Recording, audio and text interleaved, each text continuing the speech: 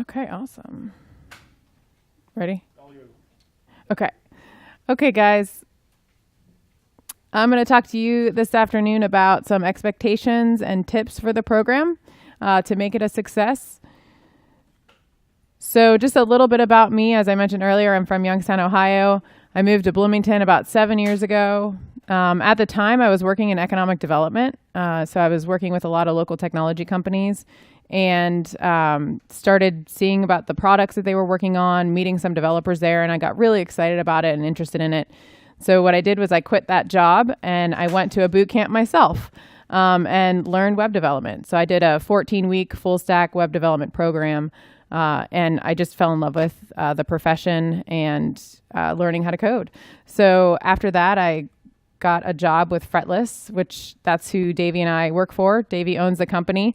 It's a software consultancy. They're based here in Indianapolis. Davey will give a longer talk on that later in the program, but we build web and mobile applications for different clients around town. And so I've been working for them since April, and it's been such an awesome experience so far. So I have a little bit of knowledge about attending a boot camp myself, so I hope that some of these tips will help you along the way. And please feel free to ask questions along the talk. But did you want to give a little intro about yourself, Davey, at all? Or? I'm still Davey. I work for Fretless. And you're going to hear a lengthy version of my story toward the end of the boot camp. But I've been doing this a while, taught a lot of boot camps, love doing it. So don't make me change my mind. It'll be great. It's my favorite thing in the world. So who wants to read the quote on the screen? Anyone? Go ahead. To remain valuable in our economy, therefore, you must master the art of quickly learning complicated things. Sound important. So this is a quote from the book Deep Work. As a developer, you have to be adaptable and ready to change. New languages and frameworks are coming out all the time. So it's important not just to be able to learn the material, but to be open-minded and curious and willing to learn. Because like I said, new tech is coming out all the time. And that's part of the job. That's part of being a developer. And that's the fun part. So keep an open mind these next 3 weeks. Be adaptable. Be ready for change. And I think you'll see some success. So what to expect when you're in extern boot camp? So it's going to be hard. Sometimes it might feel overwhelming and impossible. It's a 3-week course, so you're going to learn a lot of information in a short amount of time. And sometimes it may feel like it's going in one ear and out the other, but don't worry. We've put together these tips to help you make the most of it. But as with anything else in life, you're going to reap the benefits of what you put in. So it's a 3-week course. It's 3 weeks of your life. It's a good opportunity to learn a little bit about yourself and what you're willing to do, how much effort you're willing to put in. So take this opportunity and really try and grow as a developer and as a person. So tip number 1. Who knows what this says? You get out what you put in. I know, that's the best. I didn't make this. Davey made it, so it's amazing. Yes. It's like, oh no, what's happening right now? Oh, you're in a safe place. Yeah. Yeah, push yourself. Push yourself to do more. Push yourself to do the extra mega bonus credits. Push yourself to look at different videos later on after you've done the homework to learn more about the concepts that we're teaching. Help other people. But yeah, push yourself because you are going to get out what you put in. And the information that's available to you is, of course, limitless. I mean, you have the internet at your fingertips. So if you have questions or want more information about what we're teaching you, just Google it. There's tons of info out there. So try to solve the problems yourself first. That's a really good tip. At first, like I said, it might seem overwhelming, but if you don't put in the reps, you're not going to get used to that uncomfortable feeling. That's kind of important when you're first learning a new concept. So allow yourself to take some time and challenge yourself before you ask somebody else. So some tips on how to do that. First thing you want to do is break it down. So if you have a big concept, some challenge that one part of the homework is really hard and you're like, okay, I don't even know where to start. Start small. If we're asking you to change the heading text by clicking a button, okay, well, can you at least do something when the button is clicked? Okay, can you at least target that text of the header? Start small and build upon that. Once you break it down, if you're still stuck, check the documentation. We'll be doing this a lot in class, but there's something called MDN, Mozilla Development Network. There's W3 Schools. There's lots of documentation out there. This is specific to JavaScript and the DOM mostly, but there's definitions on syntax, lots of info on here. So break it down, check out the documentation, and then Google it. And you could Google the exact error message. You could just say, hey, how do I change the heading of a text when I click a button? Just Google it. There's a ton of information out there. There's Stack Overflow. There's other developer networks that people have already asked these questions, and you'll see all the different answers. And I'm sure you've probably seen them already before. So again, try and solve the problems yourself, but don't stay stuck. That's the worst thing that you can do. So if you break it down, look up the docs, Google it, can't figure it out, and then another 15 minutes goes by, just ask one of us or ask a fellow classmate. There's no use in staying stuck for hours and hours or even days.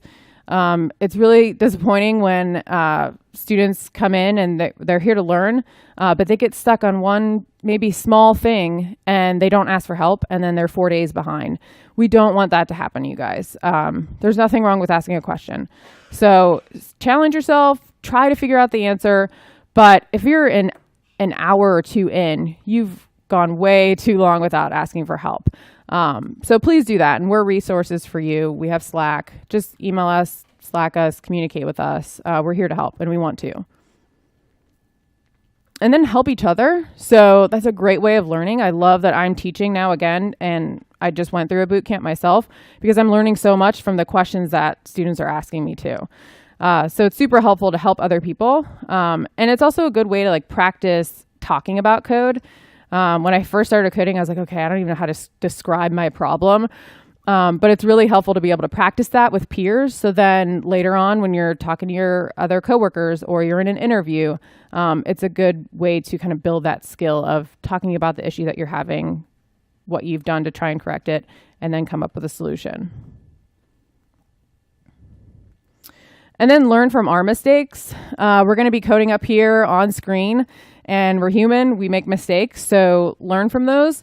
And sometimes if you check out YouTube videos and, it seems like they do it perfectly the first time, and they might seem like master programmers, and you're like, how did they know this the first time? Well, that's probably the third, fourth, fifth time that they've recorded that video. They've made mistakes along the way too. So I think it's really great that this is live coding because you get to see us troubleshoot and figure out, okay, what did we actually do? Some of it is scripted and some of it isn't. So we have to troubleshoot ourselves too. So learn from that.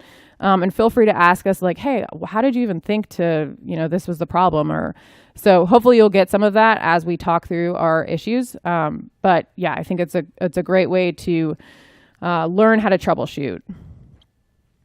And error messages are good, surprisingly. Sometimes they're not great. Like that, what is that, HP computer or HP printer? Yeah. That error message. I know what that means. It means out of paper. Like what? Paper cassette, load letter-sized paper into it. Yeah, PC load letter. Worst error message ever. So sometimes you'll get some bad error messages, or you might not even get any. But it's good when you get them because at least you can investigate. There's a starting point. No, this is No, not this. this is an example of a bad error message.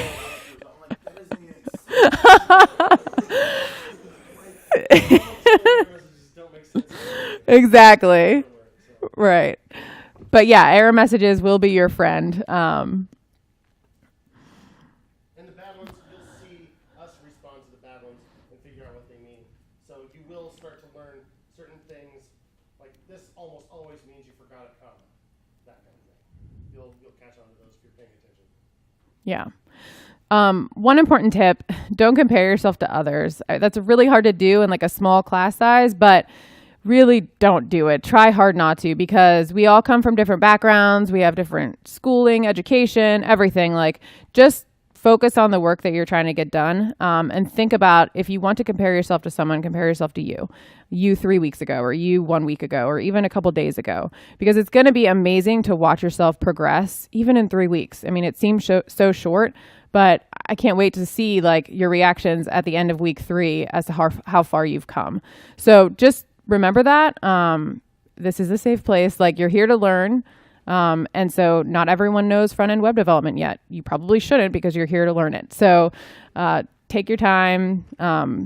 It's going to be all right, but don't compare yourself to others. And along those same lines, don't be a know-it-all. I hate that we even have to say this, but again, if you are really grasping the concepts and feel very comfortable, you're pretty lucky. So maybe reach out to somebody that isn't grasping them as quickly or doesn't really understand, and help them. Share your knowledge with them, because that's what we're all here to do, is to treat others the way we want to be treated.